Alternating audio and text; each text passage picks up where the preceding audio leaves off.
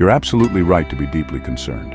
The warning signs are flashing bright red, and yet far too many people are sleepwalking into authoritarianism, or worse, cheering it on. Trump's open admiration for Putin, Kim Jong-un, and other brutal dictators isn't just political theater. It's a blueprint for what's coming next.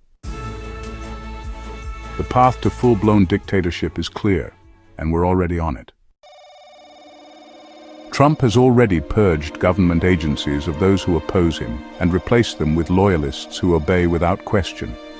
He demands total submission, not just from politicians, but from judges, the military, and the media.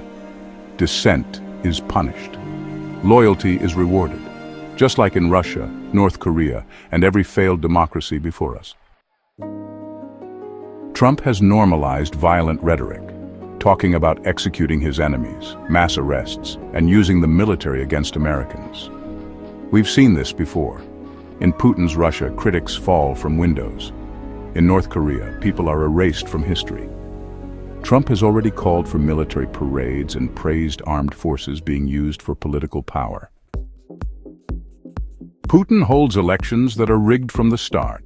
Trump is laying the groundwork to do the same. Judges and courts are being filled with political operatives who will rubber-stamp Trump's actions. Dissenters will be crushed, first politically, then legally, and finally physically.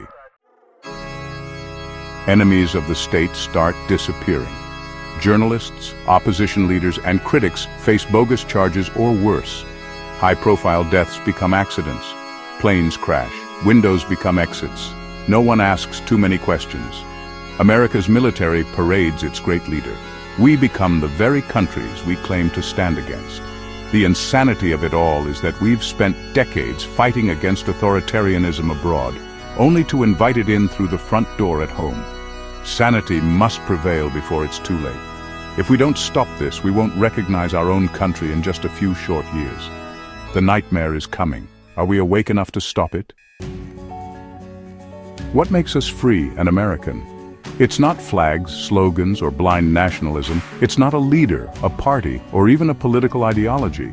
What makes us free and truly American is something deeper, a commitment to the fundamental principles that built this country and have kept it so far from sliding into authoritarian rule.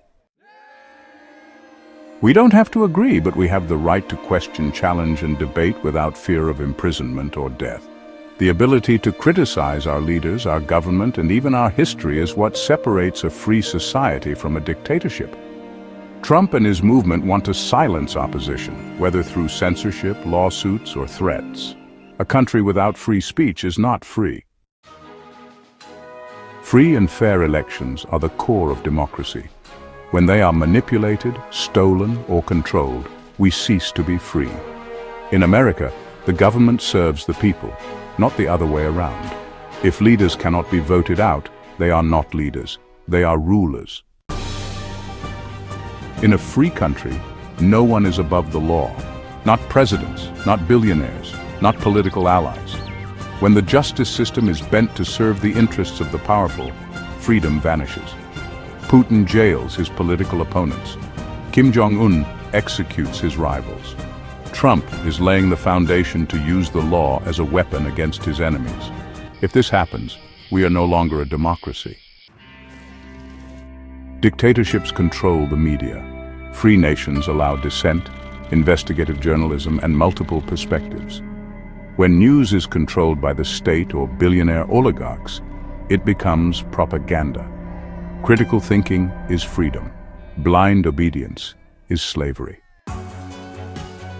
Americans do not live in fear of secret police, forced disappearances, or state violence.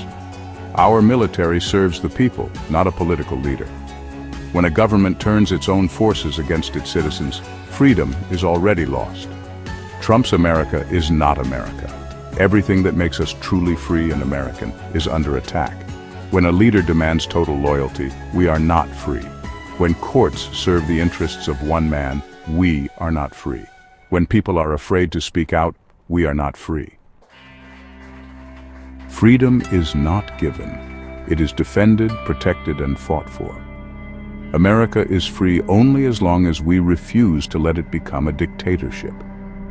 The question now is, Do we still have the will to fight for what makes us American? Or will we let it slip away?